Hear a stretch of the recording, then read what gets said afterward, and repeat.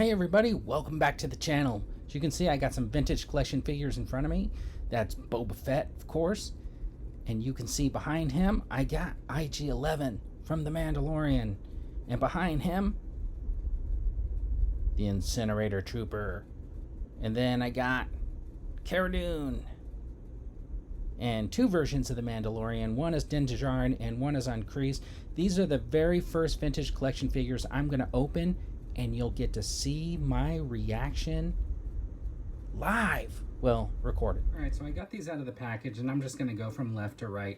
Now, I did get them off the cards. I am going to save those cards. They look really cool. I don't know how I'm going to display them yet. But anyways, this is the Boba Fett. I'm sure you guys have seen plenty of reviews, but this is my first reaction to them.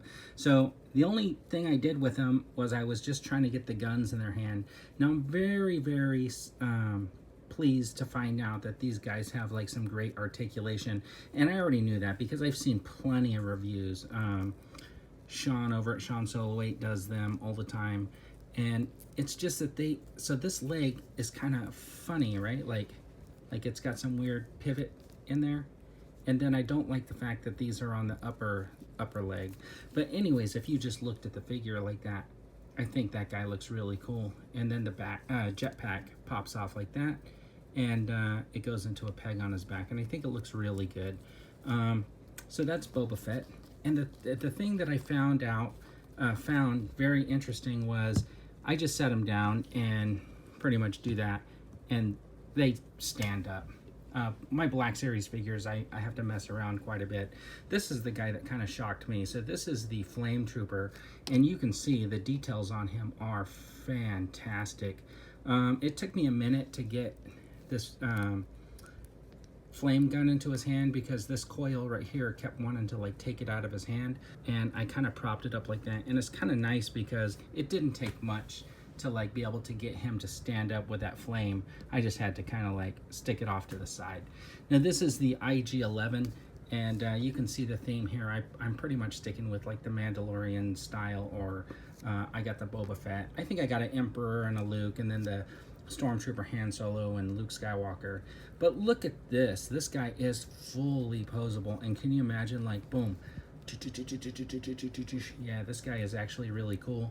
You know what I liked about this was, so when you look at the hand, he's got those extra fingers in there, and you can just get that finger through the trigger, and then he's not going to really drop that weapon at all, which I liked.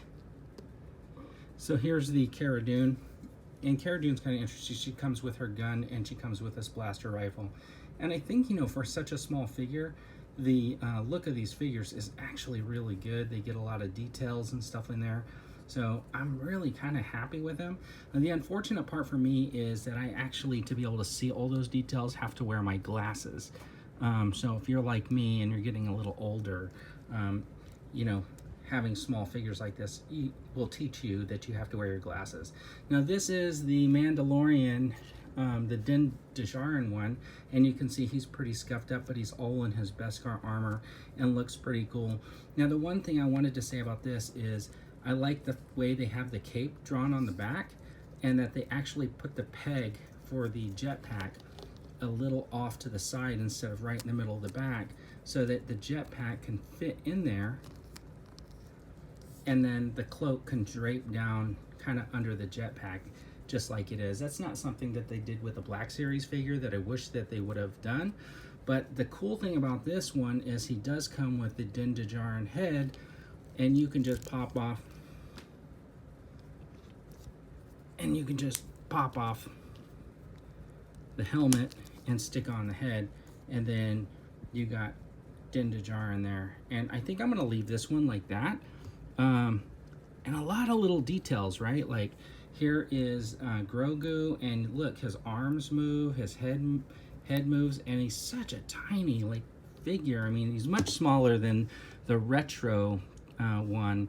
And then he comes, of course, with the ice cream can that opens up, and it has Beskar units inside, but it also closes. Now the one figure that I didn't like take out of the plastic yet was this one. This was actually a birthday present for my eldest, so I kind of saved that one for last.